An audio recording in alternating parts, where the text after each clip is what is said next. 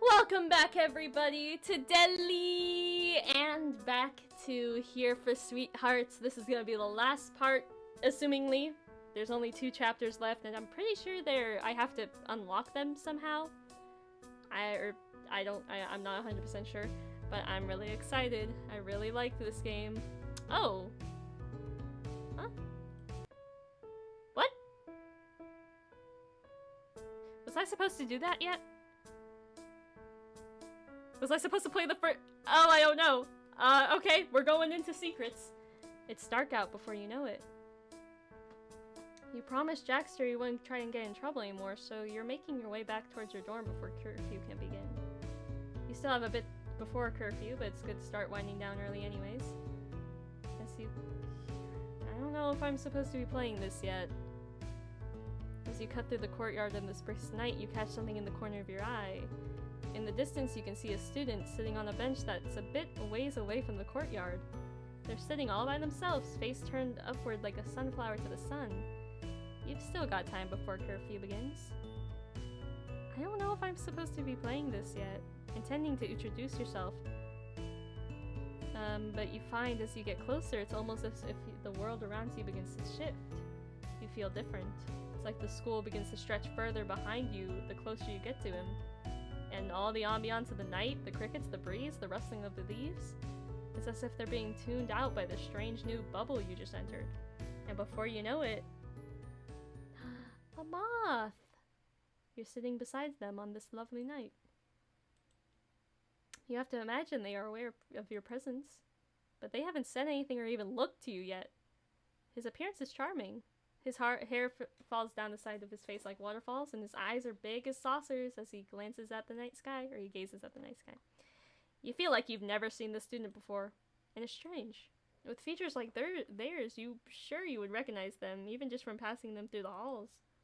Yet they feel so foreign to you, as if you were destined to meet them for this time at this very moment. And as you open your mouth to ask his name, he speaks to you finally. What do you think she thinks of? You're unsure what he means. Still hasn't turned to look at you. Are we talking about the moon? So you follow his gaze and see exactly what he's looking at. The moon? I wish I could read her mind. He says, eyes still locked onto her.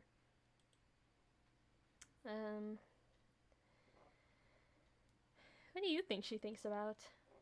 I think she thinks about everything. Everything. Everything that she's seen. I wish I could see it all the way that she did. Even if parts of it are painful. I'm sure there's so much beauty, too. From up upon her gallery perch. Across dark waves she watches us. This planet is her endless play. She has seen it, all of it. All of us. Our darkest lows, our highest highs. She has seen us throw our hands away from ourselves in triumph. Smiles to the sky, bellowing laughter, feelings of euphoria overflowing us at the less we burst in our infinite happiness. And she has also seen us fall to our knees in agony. A scream that will never feel loud enough, fingernails digging into the skin of our palms hoping for something to break, begging for anything that will make the suffering end. And she sees us now, as we see her. A state of waiting. A state of peace. And it is moments like this I feel closer to her than ever. There is no blinding joy or pain, just us and her. And no one will ever know you as intimately as she does. You look to the moon and back at him, and then back to the moon. You can't even be sure their words are directed at you as they talk. It is like they are speaking aloud, and you just happen to be here to listen. Do you think she would forgive you? You glance at him again. Surely this question must be expecting an answer from you. While she has seen all the vileness we are capable of carrying, she has also seen all the saints among us. Can we really expect her to forgive us? Characters in her play, standing on the stage, breaking our role to beg. Please like me. If you like me, then I know I'm doing it right. Forgive me for all I've done, and I can be even better. Would you break your role to ask her? Are you forgivable enough to take that risk and potentially ruin her show? She would never look at you the same again.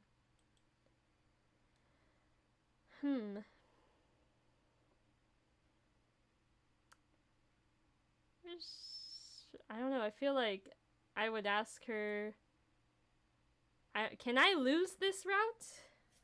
I don't know if I can lose this. I don't think I would be too scared to ask, but I feel like there is no reason is a bit confident, but I don't think he wants me to ask.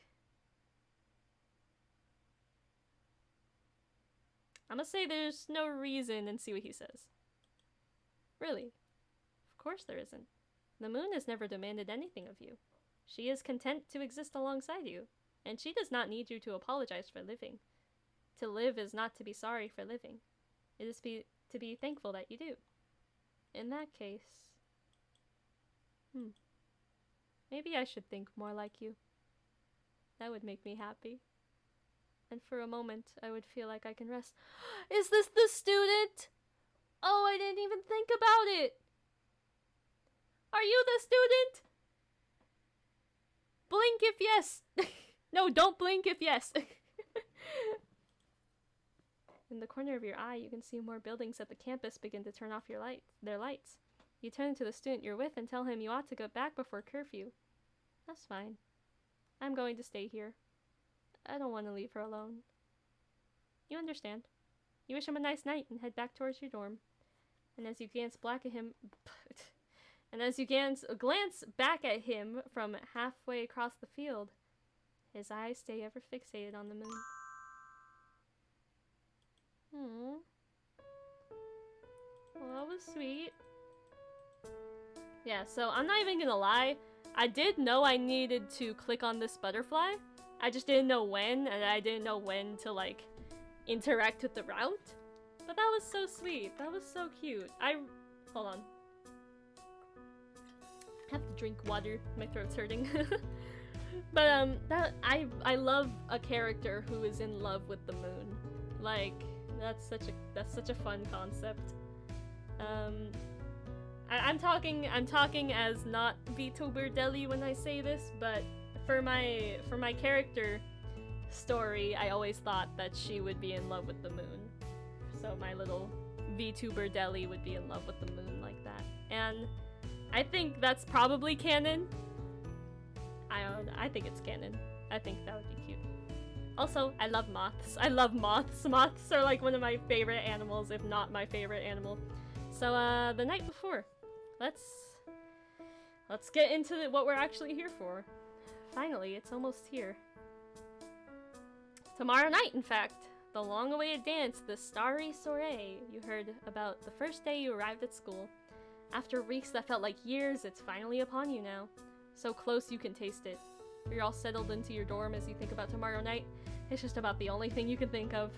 You've just changed into sleepwear and take one last glance around your room before you sit on your bed. It's been a lot more quiet ever since Encanthabar stopped staying with you, but that's okay. In fact, you'd like it to be quiet right now.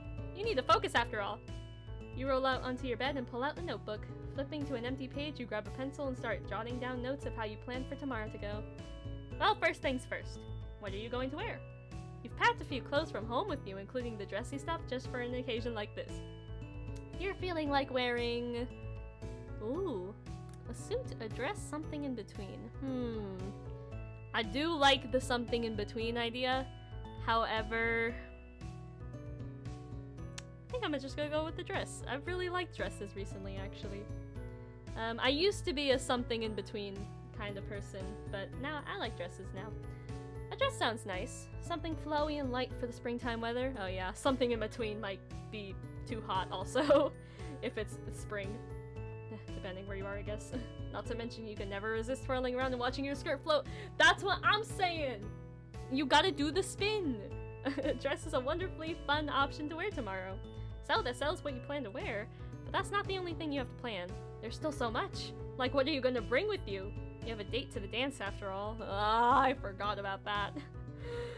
The least you can do is bring her a gift. Something small, like... a necklace would be nice. I don't think she's gonna care for a necklace, though. We'll get her a corsage. One for her to wear on her wrist. You're almost certain she won't buy one for herself, being the way that she is. She didn't even want to come to the dance after all.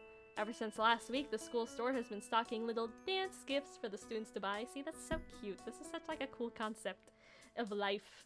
Like, school isn't usually a concept that you like, but like this sounds like an interesting experience just to be in a high school like this. Flowers, jewelry, all the tiny little trinkets to make the dance all more special. You'll pick it up tomorrow morning. Last you saw, they had no shortage, and you're sure purchasing one won't be a problem for you. But now you have to really focus on the important stuff. Like, your phone buzzed. It's Dad! Yeah, you really ought to give him a call. It's been a while. You put him on speakerphone as you keep your hands busy on your notebook, though you doubt you'll focus much while talking anyways. Hello, my angel. How are you doing? Oh, it's so lonely without you at home. How are things at school? Anything exciting since we last spoke? Think it over for a moment. Oh! You tell Dad that you saw Mom here. She works at the school. Really now? Small world. How's she doing? You only really talked to her once, but she seemed like really depressed. Your dad's sharp laugh crackled through the phone. That's so funny. I suppose you can't see much of your resemblance to her then, can you? Not like it matters, really. But I chose a good one, I think. After all, you came out perfect. I couldn't have asked for a better angel. Try as you might, you can't prevent a grin from spreading across your face. Dad always was your biggest fan. Say, while we're on the subject of that, have you been eating well? I haven't heard you bring it up yet. Huh? Well, you haven't eaten yet, but what? Not at all? Not even with all the time you've been here? Not even a little bit? Darling, you must be starving. That's an interesting comment. I think I know where this game is going. I think I know what we're up to. I'm not gonna say anything, though. You tell Dad to calm down. He's overreacting. There's not a specific reason you haven't been eating, right? You tell Dad to calm down. Again, you're in high school. You're not becoming a parent just yet. What? And you haven't selected any of them for that. What? Never mind. Then why haven't you eaten anything? That is what we sent you there for. You know. You tell Dad you've got it all under control. You just figured instead of going person by person, you just round up a bunch of people and crack them open in a succession tomorrow. Yeah, I figured this is where we're going. Then it'll probably start to sustain itself for a bit, and you can rest and eat easy for a while after that. Everything's been going according to plan so far, and like, you're not even that hungry, so it's totally fine. Oh, if you're sure, I'd get mad at you, but I can't act like I'd never behaved the same. Am I dyslexic? I have never behaved the same at your age. I don't actually think I'm dyslexic, but I feel like that, I don't know, that was weird. As long as you promise you're going to eat soon, then I suppose it's alright. You promise he's got nothing to worry about. Alright, I won't hold you much longer. It's getting late and I'm sure you'd like to go to bed soon. I'll talk to you later, Angel. Good night, sleep well, and please eat. You tell Dad good night and the call hangs up. You shake your head to get back into the focus of things. You grip your pencil and press it to the paper once again. You have to think about how you're going to break everyone's hearts. Shouldn't be too hard. You know them all well enough by now. Enough to know what might set them off, dig into their inner wounds, just enough to cause a crack. And you're certain nothing you do will be strong enough to off any of them, so that's not a worry when creating your plan either. It's exciting to think about. After weeks of preparing, luring them in just close enough, dinner is almost served. So close you can taste it. Better get down to business then. You might as well go in order. So without further ado, how are you going to break Natina's heart? Oh. Embarrass her in front of everyone! It'll be hard to pull off, for sure. Something that make her feel shame, but everyone else wouldn't look at you too differently. You could pretend as if there's some secret between the two of you. Walk up to her while she's surrounded by friends, exchange a bit of small talk before chiming into something like, "Wow, Natina, everyone here seems so cool. Who did you say is the annoying one again? It's hard to believe you can't stand anyone here. Oh, sorry, I didn't mean to say that out loud. See you all later." She might look at you with bewilderment for a moment, but the rest of her posse is sure to look at her in anger. Who knows, maybe if you say it in a way that really set them off, they'll all just leave her there by herself. Who knows how long it could take for her to recover from that one. Yes, that ought to work. For a girl who values popularity as much as she does, must be nothing more heartbreaking than undergoing the heat of embarrassment. Especially from the mouth of someone she had grown to like so much. That should be good enough for her. You don't want to create too much lasting damage now, and if she can keep coming back to you afterwards, that's even better. Just means you can build it up to break again. So, moving on to Theo. Aww. Well, it shouldn't be too hard considering his habits. You could probably break his heart by telling him someone turned in his cigarettes to the headmistress, and you could tell him that. Croven did it! Croven did it. You can easily say that Croven did it. But Croven wouldn't, would he? Nah, I feel like Theo would know that Croven wouldn't do it. Let's see. To avoid getting in trouble himself, Croven redirected the conversation and threw Theo completely under the bus. And he seems to have no qualms about it either. Croven's always has prioritized himself, hasn't he? Even if Theo uncovers the line, you could easily turn the situation around and say it's just what you heard from others. You only told him because you were worried about him. You care about him so much after all, you felt he ought to know. My gaslight gatekeep girl boss is coming out in the voice acting, I'm sorry. I like being the evil part. I like that we're evil. I don't though, because that means we have to break Theo, Croven, Zapara's heart, and you know, Mary, and it does make me a little bit sad. I really did like them, but it's fine. And it's totally fine if they make up after, as long as his heart breaks in the moment, that's all that matters to you. Then, that brings you to Mitzi. A sensitive girl, even if she wants to deny it. Their heart shouldn't be too hard to crack, especially after all they've been through. Thinking about it now, you wish you could have been there when she and Reginald first met. She must have been overflowing with heartbreak when he first said he wanted nothing to do with her. It would have been perfect. Alas, you have to make do with the situation you're in. To break their heart, you could probably tell her... Reginald really did do the murder all along. Reginald was right about you. Ooh. Reginald was right about you. I'm gonna say Reginald was right about you. You understand now why Reginald never wanted to talk to her. He told you everything, and you agree with him. Mitzi truly is a terrible, selfish person, trying to force him into her life. What's wrong with her? Hasn't that family caused him enough pain already? You can only describe their actions as being one of a selfish person's. And maybe later you can be friends again, but... not after everything you know about them now. Maybe you'd like to be friends again if she ever cleans up her act and learns to think about anyone other than herself. That should be good. Her heart will definitely break after that. She'll be crushed! And how fitting it is that Mitzi will lead you to Ollie. You had heard Ollie excitedly talking all week about how Mitzi agreed to come with them to the dance. From the way you've heard it described from both of them, it seems like Mitzi had misconstructed it as simply a friendly thing. But Ollie doesn't seem to mind. But they're sure to mind when you tell them that Mitzi told you. Mitzi only came because she pities Ollie. Mitzi only came to feel better about herself. Mitzi only came to make fun of Ollie. All of these can be pretty bad. I don't remember Ollie a whole lot. Let's see. I think it's either first one or the third one. I really don't remember what Ollie was all about, honestly. I'm gonna say Mitzi only came because she pities Ollie. She said they look pathetic, really. The way Ollie so obviously always fawned after her. Mitzi found it quite sad. So Mitzi agreed to go with them. As if they were doing Ollie some big favor by agreeing. As if no one would go with them if she didn't. That's real good. You can practically see the tears welling on their face already. Looking like such a sad sap, unsure of what to do with themselves. Alright. Up next is Croven. He might be a bit harder to crack. I don't want to! But you can make it work. Maybe if you...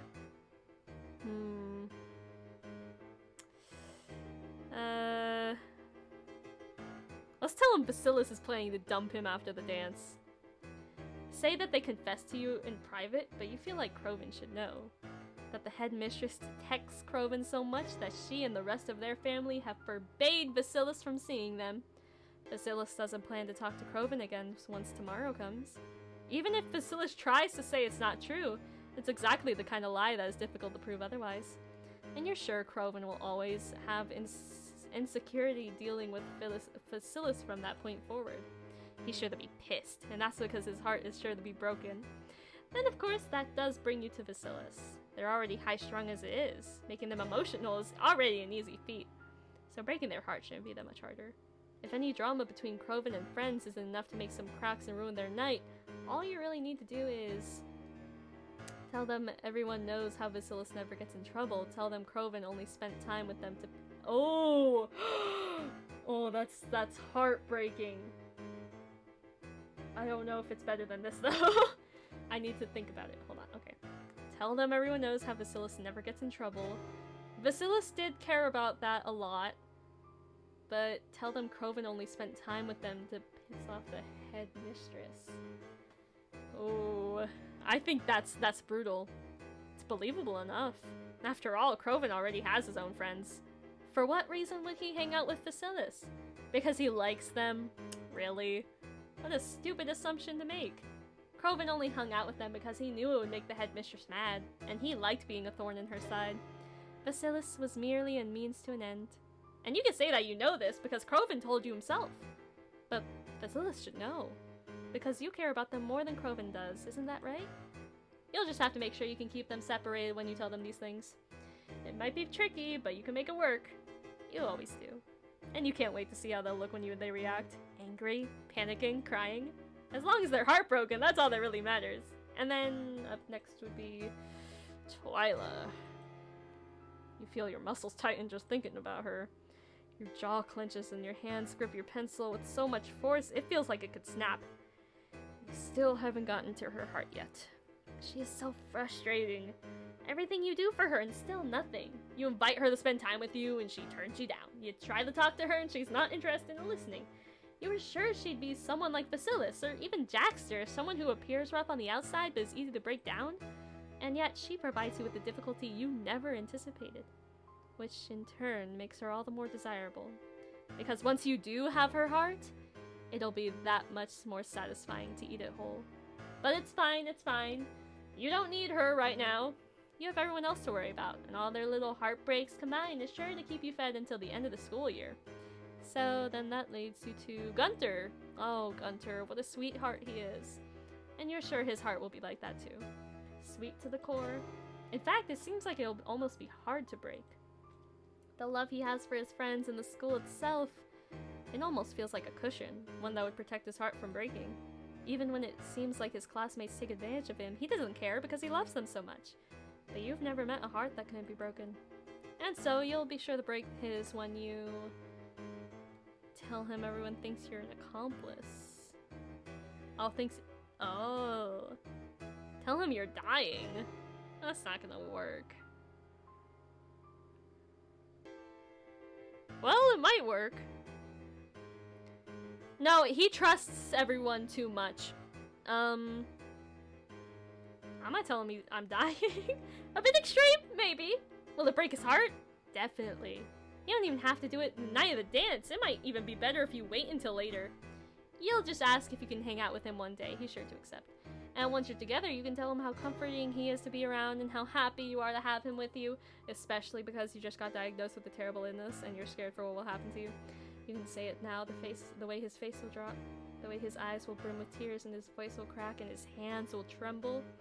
How he won't want to stop hugging you after you ask him to. Please keep this between us. I just don't want anyone else to know just yet. And after you've soaked up as much of him as possible, you can bring him the good news a day or so later. Good news, Gunter! They gave me back the wrong test results by accident. I'm actually totally okay. God, this person's awful! And relief will wash over him and he'll feel so overjoyed. But you still got to enjoy his sickeningly sweet broken heart before that. Next, you'd have Mary. But she and Reginald, they're a package deal, aren't they? Well, that makes things terrifically easy. You can kill two birds with one stone by telling them one of them. Oh. Mary's cheating on Reginald. Reginald's cheating on Mary. Oh. Well, Reginald...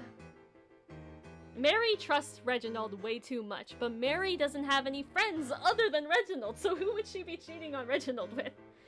I hate that I'm putting so much thought into this. I guess Reginald has been kind of the more suspicious one between the two. But Mary trusts Reginald way too much. I mean, you gotta tell them both the same thing, don't you? Because you have to break both their hearts, so I guess it doesn't matter. I'm gonna go with Mary. That might be hard to pull off. Or is it? Mary doesn't have any friends. Except for you! Oh no! Oh, it's even worse! You could, but I was right! See, it wouldn't have worked as easily. You could explain to Reginald that when you and Mary were alone together, she tried coming on to you. She only thought she liked Reginald because he was nice to her. Ooh.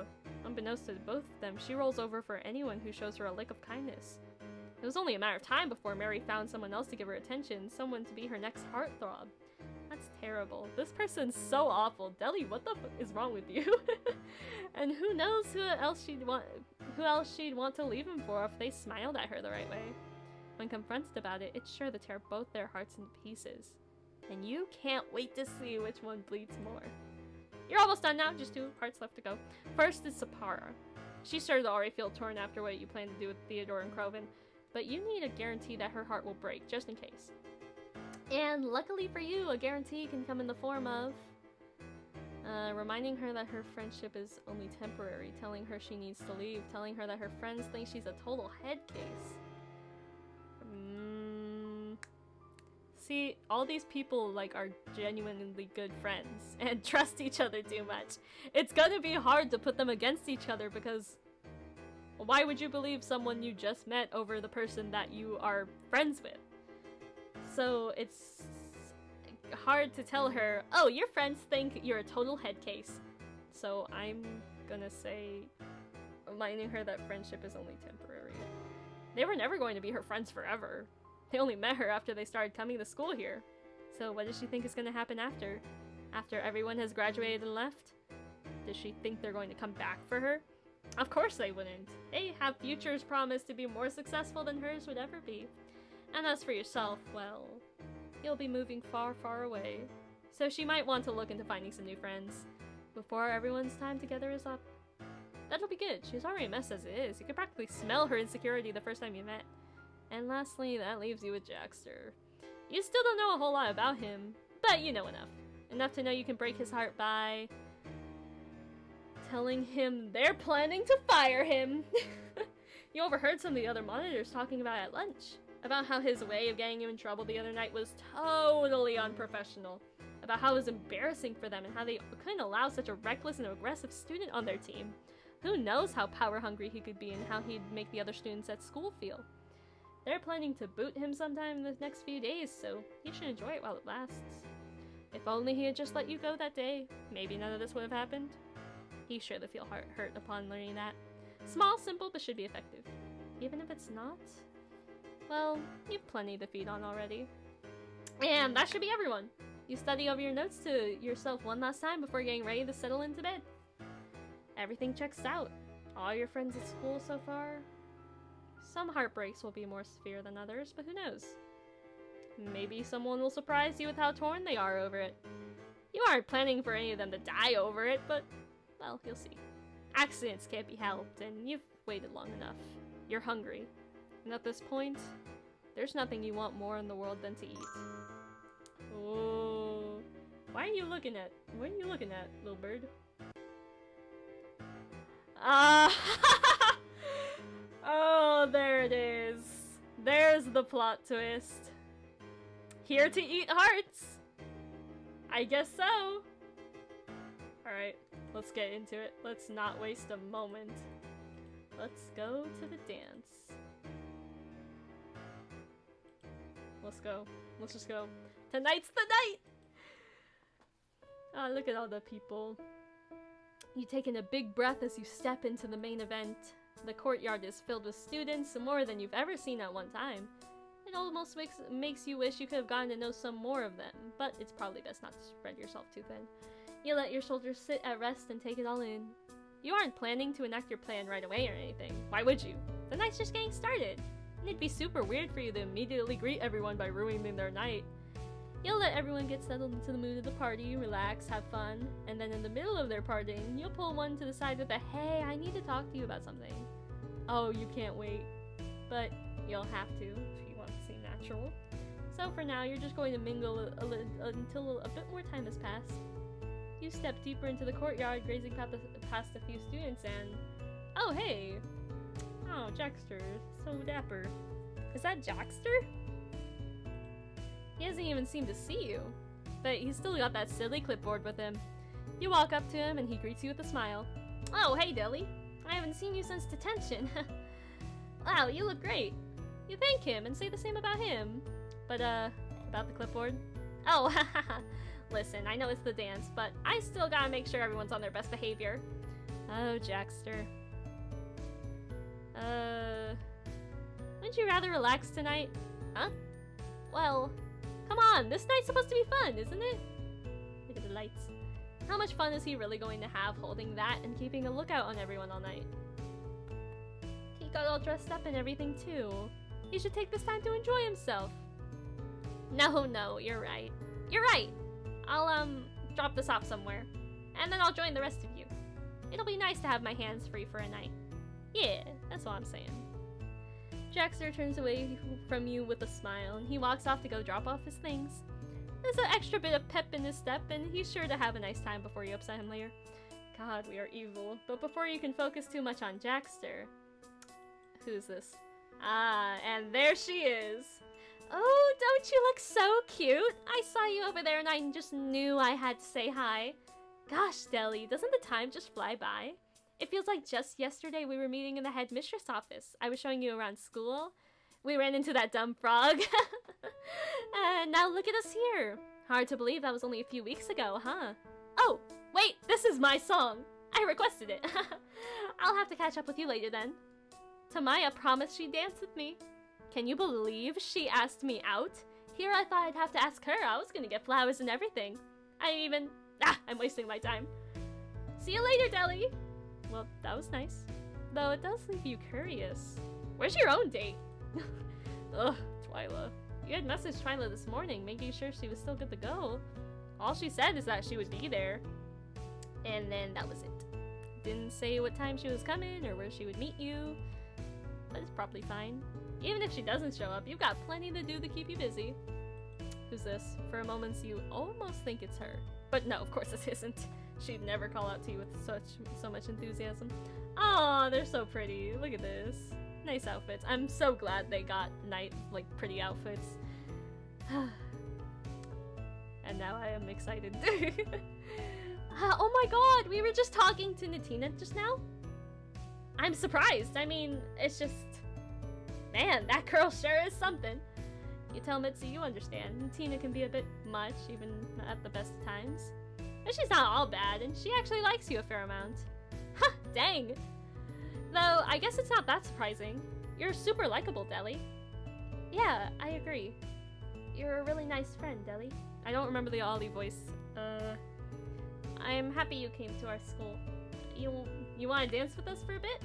You tell them that sounds like a very fun idea, but maybe a little later. You just got here. You want to scope things out a bit first and say hi to some more people. Sounds good. Guess we'll see you on the dance floor later. Okay, bye. Mitzi takes Ollie by the hand and runs back with them towards the dance area. I don't remember the Ollie voice I did. You can see a blush begin to dust Ollie's face as they run off together. It's even worse because it wasn't even that long ago. It's been like a couple days since I last played this. Or I last did the Ollie's route. That won't last long with what you have planned. You continue walking through the crowd, students smiling, joking, laughing. You come across a snack table. You look down at all the treats they have laid out. Chips, cookies, cupcakes, and more. This stuff isn't terrible, but it can never fully satisfy your taste, or do anything for you in terms of filling your stomach. But if there's any the same about your species and theirs, it's that these snacks provide no nutritional value for either of you. Still though, might as well enjoy it while it's here. I take a cookie. You pick up a cookie and look at it. It's a frosted sugar cookie. Colored in the colors of the school. Pink frosting with white and purple stripes. It's cute. But you have sweeter things to eat tonight. Who's this? You turn your attention to the voice as they step up beside you. Oh, Bacillus! Oh, they look so nice! Oh, I love Bacillus. Bacillus! I don't remember the Bacillus voice either. I told Azzy she would make sure to serve real food here. You know, it's all just a bunch of sweets. Bacillus takes a cookie from the table and breaks it in half. They bite one half. I'm not complaining that much though, because I love these things. But would it kill her to get us something other than sugar? You ask Bacillus how they're enjoying the dance. Did they end up asking Crovin? Yo. There he is! There he is! That's my favorite crow boy! Deli, what's up? Vasila smiles at Krovan and hands him the other half of the cookie they broke. Oh, sweet! Thanks, babe! Krovan takes a big chomp into it and continues talking to you while he chews. Dudette, you look fire! You clean up nice! You're not trying to impress anyone, are you? What? No? Anyway, sorry. The hottest person here already agreed to come with me. Dude, shut up. You let out a laugh and ask Krovan if they've been having fun. Yeah, of course! It's hard not to have fun. Who's this? Once again, your name is being called, and this time by multiple voices. You whip yourself around to face them, and they seem ecstatic to see you. Yeah! Yes! This is my favorite trio! They're all matching! They're all matching! I'm gonna cry. Baby doll, we were looking for you. They were? Yeah! Party doesn't stop, remember? You smile at them. You're informed that so many people have come up to greet you tonight. It makes you feel so popular. Oh man, if that's how you feel, then you're about to get a hell of a lot more popular. Oh? What does he mean by that? You know how they're always crowning people at these silly little dance things, right? Like when people do prom kings and queens and whatever else. Well, guess what we did? Are you pulling some kind of prank for it? I don't know, tell me! Pff, okay. We rigged it! Huh? We rigged it! Shh, don't say it so loud. We rigged it so that you would win. Oh, I love these guys so much. We replaced, like, so many votes with your name. So you get to be the crown winner this time. Really? You ask why they want you to win so bad. Because we think you're cool, duh. Besides, getting to be some fancy schmancy dance royalty isn't really our thing. So we thought that the crown should go to you. As long as you let us take turns wearing it. You laugh again, thinking of what a ridiculous but heartfelt plan they thought of. You open your mouth to speak with them when you catch sight of something in the not-so-far distance. It's Reginald. He's holding Mary's hand and using his free hand to motion you over. He's smiling at you. You thank the bunch and tell them they'll be sure to share the crown once they announce you winner, or however they do it. But you've got to say hi to someone, so you'll join with them back later. Oh, I'll come back. We don't have to talk to Reginald. I mean, we don't have to go through with the plan. They easily accept this, and you watch as Krovan, Vasila, Sapara, and Theo all go off their own to continue enjoying the dance. I love them all so much. You then set your sights on Reginald and Mary, and you lightly jog your way up to them. Oh, Mary looks amazing. Mary looks wonderful. You look okay too. Nah, Reginald looks good too. Mary gives a light smile as you get close. You tell him the both of them look nice, and you're happy to see them there. Is there something they wanted though? Did they call you? They did call you over. Well, you see, your group of friends over there, we overheard you guys. Is it true what they said? That you're going to be the crown winner of the dance? Uh-oh, you guess so. That's what they told you would happen anyway. They're not upset about that, are they? No, it's a great thing. And that's why we called you over. Oh? Reginald leads it a bit closer to talk quieter, and you lean in too to be sure to hear him over the music and chatter. Mary told me that if you're the crown winner, she thinks that might count you as some form of royalty on the grand cosmic scale. If that's the case, then I can kiss the frog. Maybe you can help Acanthabar. Yeah! Acanthabar appears from beneath Mary's hair and hops into her hands. She cups him between her palms and lifts him up to you. You look into his eyes. You can feel some sort of hopeful spark. God, am I dyslexic for free? Am I actually? I don't know. I don't think so. I'm just tripping over words. From all of them, really. Eh, sure, why not? You hold your hands out in the cupped formation and allow Acanthabar to hop from Mary's hands to your own. Well, you're not royalty yet. You haven't been crowned yet. You bend your head to him and give him a peck on the little frog head. You then place him gingerly on the ground and take a step back, waiting for something to happen. What? You cough a bit as the fog clears, and you're stunned to see in front of you. It's a bruh. That's awesome. He's fine boom sound effect. We finally got a fine boom sound effect. He's fine boom sound effect. Okay. Sorry. Ah, it feels so good to stretch my legs again. You know, like in pants and stuff. Oh, Deli, you've come to my rescue once again! Thank you so much. You really are one of the best friends a frog could ask for. Aww, let's go! Well, that's another to the collection. Always nice to wind up with more than you thought. Wow, you're really real. Mary looks like she desperately wants to speak to him, but she knows she can't right now. And Canthabar gives them both a quick hug. I'm so happy I'm able to do this now, and I'd love to continue with the fun, but... And Canthabar casts a nervous glance towards you. I'd like to speak to Deli privately for a moment. Reginald and Mary look at each other, then at the both of you. Okay, bye. They leave you to speak in private, or, well, as private as you can get in the middle of the dance. And Canthabar is glancing all around the both of you. Is everything okay? Canthabar leans in really close to you. He's gripping your shoulders in his hands. Remember when I was staying in your room? When I was just that little frog? Yes, of course you do. You missed having him around even. There was this one day... I saw Twyla come into your room when you weren't there. Twyla has the extra key. I am betting on it right now. Huh? I didn't see what she did, and she wasn't there for that long. But she was there, and I thought it was important to tell you. You see.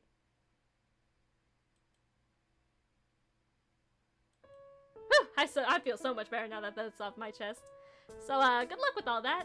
Have fun. Wait, that's it? He's leaving you? Sorry, Deli, but I've been stuck a little too amphibious for a little too long. I just want to have fun right now. See ya! I wonder if he was like a student at the school? At one point. You watch as Canthabar happily runs off, hopping into Reginald and Mary and affectionately wrapping his arms around the two of them. They appear happy to see him and continue to laugh and smile as they all walk off. That's interesting. What he just told you. Maybe you'd have something more to do with that information if Twyla was anywhere to be found. She had already been in your room before, so why would... Your name's been called so much, you're upset with yourself for not keeping count. Oh, headmistress! You greet her warmly and smile. You ask her why she hasn't dressed up for the event. Oh, please, this is for you guys. It's just another day at work for me. I'm happy to see you having fun, though. I knew we had gotten a good student to join us the second I saw you at the fountain. And now look at you. You fit right in. I hope you've been enjoying yourself with all your friends. You have been. And oh, in fact, you see one of your friends right now. One you'd be meaning to talk to. Oh, don't let me hold you then. Go, have fun. The headmistress leaves you there as she continues to further into the dance, greeting other students with a smile. And you continue on your way to talk to Gunther? Yep, Gunther, looking dapper. He's got a little heart locket, which does not help the sans comment I made before. You spot Gunther by a crowd of other students. Students you haven't met before, but they all seem to know Gunther quite well as they laugh it up next to him. You approach him and pat him gently on the arm to get his attention. Ah, friend Deli! Gunther is so happy to see you! And you're happy to see him too. You see he's in the middle of something right now with some friends, so you don't want to hold him for too long, but you ask if you can ask him something just for a minute? Of course. Gunther allows you to pull him to the side as the friends continue to chat. You tell him that you want to ask about Reginald and the sweater he made. Ah, did friend Reginald show you? Gunther has taught him well, no? Yes, it's a very adorable sweater, and you would like to commission Gunther to make you one of his excellent crochet skills, but that's not what's important here. Oh? The night that the incident occurred? Reginald was with Gunther working on that sweater, right? Gunther's expression is sour. He nods solemnly. It was well into the night when friend Reginald and I finished working on one of his attempts at the sweater. He hadn't gotten the hang of it yet, and his sleeves weren't in the right place at all. The sweater was unwearable. It was already well past curfew, and Gunther was tired. Friend Reginald was tired, and Gunther's roommate, who had been generous enough to let us work, was tired. So, friend Reginald left for the night, went to return to his own room. Gunther realizes he forgot his key, so Gunther catches up to him, and they walk to his dorm together. Eventually, we make it to the room. Friend Reginald unlocks the door. Gunther is about to say goodbye when bad smell emits from room. Rusty. Gunther turns on the light and... You tell him he doesn't have to talk about it anymore. Thank you. It is not a fun memory, and I do not like to hear people assume stuff about friend Reginald. Gunther's roommate even suggested that friend Reginald may have done it before he came to see me that night. But Gunther does not believe that. Gunther trusts friend Reginald. Don't you? I do. And I'm sure friend Reginald trusts us the same. You reassuringly rub Gunter's arm and apologize for bringing it up. You hope you did not ruin his night, you just needed to know. Oh, friend Deli, do not be silly! My day could never be ruined by talking to you. Oh, you are so sure about that. But you don't say anything. You simply thank him and apologize again for interrupting his conversation with his friends. Alright, who's next? Who's next? Who have we not seen? We haven't seen... I think we've pretty much seen everyone, I guess just not Twyla. He may have expected you to join in, but you figure enough time has passed now. Twyla seems like a no-show, and that's totally fine by you. You'll get her eventually, but you can't spend all night waiting for her either. You crack your knuckles and twist your head as you begin to put yourself in the right mindset. So, whose dance are you going to ruin first? Well, she's here. Well, she's got a nice dress. You can see her on the outskirts of the courtyard, wearing a flowy orange dress. Really? She's going to come now of all times? She certainly has a way of being a thorn in your side, doesn't she? She's motioning you over with one hand, mouthing the words now to you, before disappearing into the trees. She can't be serious. She wants to do the investigation now? Really? This is totally going to throw you off. No. It's fine. Because you still need to get hers. And she has to be the best one of them all. Nothing good ever comes easy. And you appreciate the challenge if it means the reward is all that much better to reap. You approach the trees and follow her into the bush. Thanks. You hear her say in the darkness. Sorry to ruin your night, she says, grabbing your wrist to lead you further through the trees. The twigs and sticks of the woodsy floor snap beneath you as you walk through. The sound of music and students talking become distant. The further you walk, it is replaced by the sound of crickets, and what you can only assume is the loathsome hooting of an owl. It's fine, it's fine. The sooner you help with the investigation, the sooner you have her heart, the sooner you can go back to the dance and break the rest of theirs. It won't take too long, right? After all, how much can she really do at this point? She's been quiet the rest of your walk, so you have to say. You know, I was told some more information on Reginald earlier. You realize she stopped holding onto your wrist. You didn't feel her let go, you just realized she stopped holding it. When did she stop? You look around you. Twyla? Where'd she go? So dark you can barely make anything out. You call out to her. No response. Call out to her again. Twyla? Oh no! Oh, I had a feeling this was gonna happen. Oh man. There's a dull pain in your head. You dizzily open your eyes to see her standing above you. If she's saying something, you can't hear it over the ringing in your ears. As your vision clears, so does the image of her. But you still can't process it. Twyla, she... Pet, you think you were really clever, huh? Ugh, filthy. Pathosphere. Haha. Ooh. You didn't expect to hear those words come out of her mouth. How did she know? Did she always? I had a hunch. This isn't my first run-in with your kind. But a good detective always confirms her beliefs. And that conversation you had with your dad last night was really interesting. Oh, really? And how did she hear all of that? God, you're really stupid, aren't you? Remember that day you hung out with Gunter for me? And I had you distract him for me? Haha! You weren't distracting him! He was distracting you. Last time I was in your room, you were watching me too closely to do anything. But with Gunter distracting you, it gave me just enough time to head back in and plant a listening device in there. And you didn't even have a clue. Huh. Not bad. What's so funny, huh? Well, you just find it very sweet of her. Twyla must care about her friends so very much to go out of the way to protect them from you. Ugh. Twyla's back cracks against your head once again. Teeth have become loose in your mouth and you cough them out to avoid choking on them. Your tongue tastes iron and copper as your mouth becomes overcome with blood. You would hope so, wouldn't you? It would mean there's something of mine you could take. Sorry, sweetheart. She balls her hand into a fist and knocks it against her hollow chest. There's nothing in here. It's emptier than your head. And it's not hyperbole when they say I'm heartless. But you disgustingly dense creatures never learn, do you? She takes another swing at you even though you didn't say anything this time.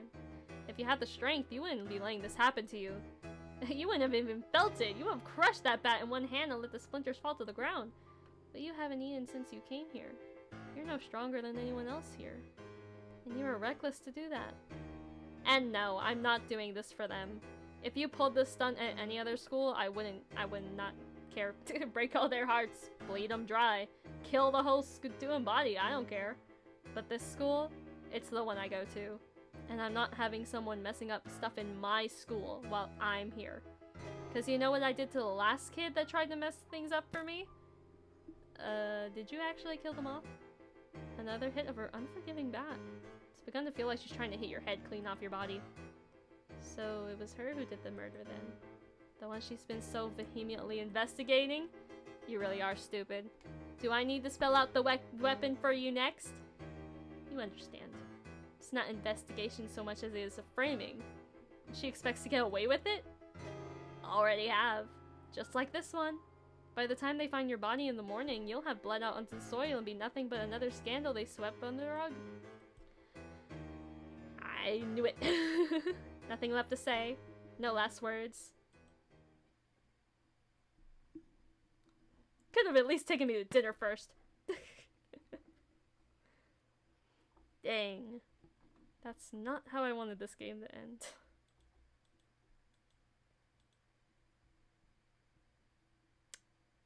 What is this? I don't know what I'm looking at. Am I in a chair? What? You're not dead? At least you're pretty sure you're not. Your senses are gradually beginning to return to you. Still a bit dark wherever this is. You can't hear much other than the wind. You feel like you're in some kind of vehicle. It kind of looks like a vehicle. Your head is aching. Your mouth still tastes like blood. Everything feels like it's on fire. It's not. It just feels that way. Yeah, okay, so we're with Dad. Oh, you're awake. Dad? Oh, my angel, I was so worried about you, It's my fault. I shouldn't have let you go on your own. You weren't ready. Dad, it's alright. You almost had them. How did he find you? And where are you going? So, this is interesting, because now I'm not a heartless person who ruined everybody's dance. To them, I'm the super awesome person that they all loved, and then I'm just dead now. So I didn't leave a bad impression on them, I guess. So me and the bros are still cool. Oh, Angel. Dad will explain to you later. Just know he's always making sure you're safe. We are going home. I think it's for the best. You can do it. You want to try again. And you will. Just not there, okay? We'll try someplace new. There was a girl there. She said she was heartless? Did she? And was she? Maybe she was. You like that about her? Oh, you're so much like me when I was your age. No, I hate her, honestly. My darling, sweet. Vanilla. Finale complete. Thank you for playing. Dang. That's it?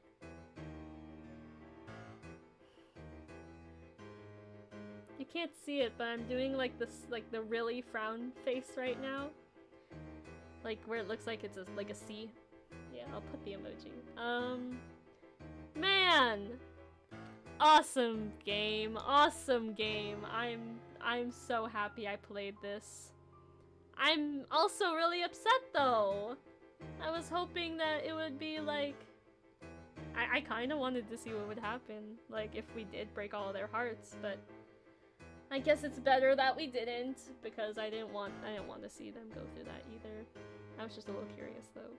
But awesome game. Awesome. When I say this, I cannot stress it enough. Like, genuinely, I love this. I love this creator. They'd be so fun. Alright, well, I'm gonna go stalk the creator's Instagram for a while. just because I loved this. This was awesome. This was such a good game. I don't even like visual novels, and that's the funniest part about it. So I'm gonna go do that. Y'all stay safe out there. Don't be eaten by a whatever the heck we were. Don't get your heart broken by whatever the heck this was. And go check out my TikTok. Go check out my commissions. Subscribe. Like the video. I appreciate whatever you do. And I will see you all next time. Bye!